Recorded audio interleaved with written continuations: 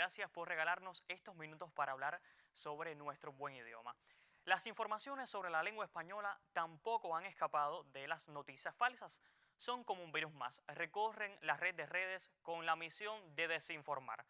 Me refiero, ya lo decía, a las noticias falsas o falseadas, a los bulos, infundios, falacias o filfas, todas estas alternativas preferibles a la expresión inglesa fake news, de la que a veces se abusa deliberadamente. En español es mejor que digamos noticias falsas, ¿verdad?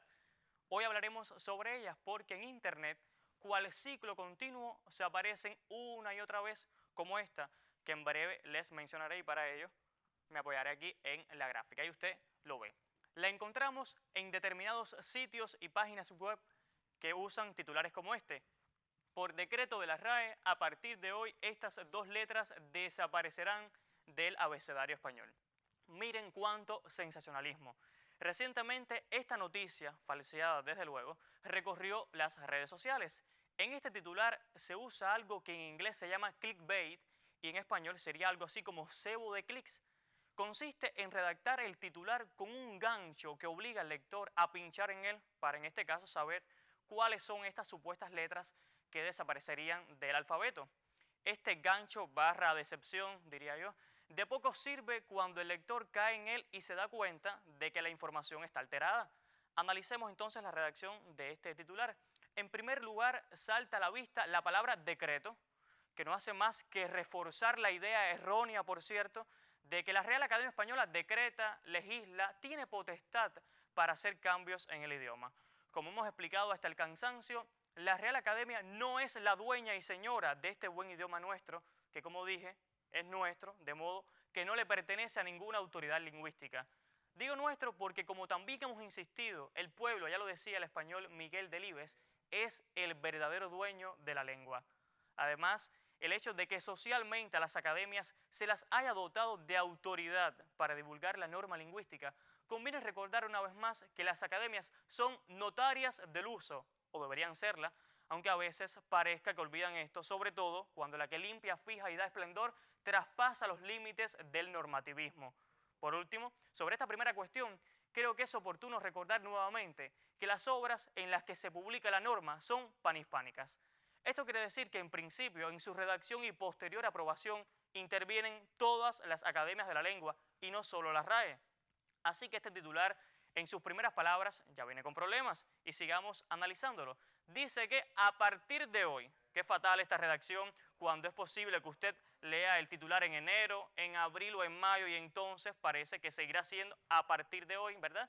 Se trata de un error en la redacción periodística. No es aconsejable usar este tipo de expresiones y menos en los titulares, porque el hacerlo implica despistar al lector, cuando más engañarlo, para que piense que la supuesta noticia es nueva, y perdonen aquí la redundancia, cuando realmente la presunta decisión académica no es de este año. Sigamos con el titular. Se habla también de dos letras. Bueno, y lo elemental, ¿qué letras son? Hay que pinchar en el enlace e ir obligatoriamente a leer la información para enterarse de cuáles son estas supuestas letras.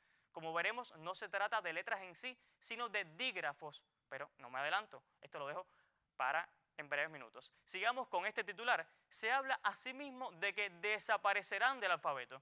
Cuando el lector ve esto, ¿qué es lo que piensa? Bueno, que ya no podrá usarlas más. ¿Es así o no?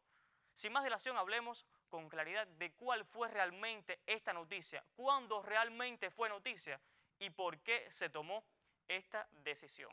Para ello también nos apoyaremos aquí en la gráfica. Si usted no lo sabe aún, le cuento que desde la publicación en 2010, hace más de 10 años, de la ortografía de la lengua española, dos supuestas letras se excluyeron del alfabeto. ¿Por qué? Bueno, porque no eran letras en sí, sino dígrafos.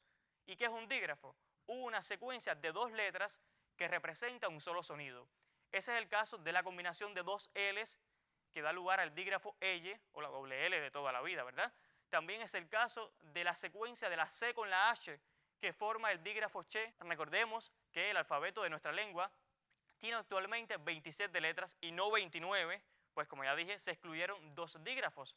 Con esta decisión, el español se asimila al resto de las lenguas de escritura alfabética en las que solo se consideran letras del abecedario, los signos simples, aunque en todas ellas existan combinaciones de grafemas para representar algunos de sus sonidos. Así lo precisan las academias de la lengua. Al respecto, el Departamento de Español al Día de la RAE explica que la eliminación de los dígrafos che y elle del inventario de letras del abecedario no supone en modo alguno que desaparezcan del sistema gráfico del español. De hecho, como ha venido ocurriendo, estos signos dobles se siguen utilizando en la escritura de las palabras. La novedad, que ya tiene más de una década, consiste simplemente en que dejan de contarse entre las letras del abecedario. Esto, desde luego, trajo otras implicaciones. Al tratarse de combinaciones de dos letras, las palabras que comienzan por estos dígrafos o que los contienen no se alfabetizan aparte, sino en los lugares que les corresponden dentro de la C y la L respectivamente. La decisión de adoptar el orden alfabético latino universal se tomó en el 10º Congreso de la Asociación de Academias de la Lengua Española, celebrado en 1994, y viene aplicándose desde entonces en todas las obras académicas.